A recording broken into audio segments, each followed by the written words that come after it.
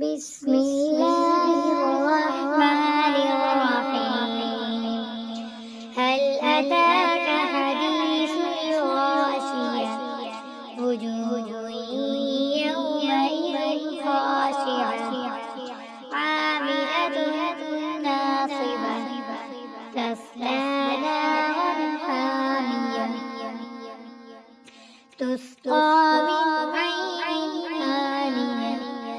ليس لهم طعام إلا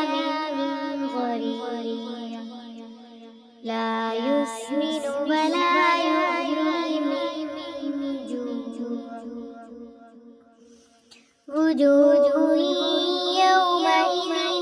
ناعمة لسعيها راضية في جنة عالية لا تسمع فيها لاغية فيها عين جارية فيها سرر مرفوعة وأكواب موضوعة ونمارق مصفوفة وزرابي مبثوثة أفلا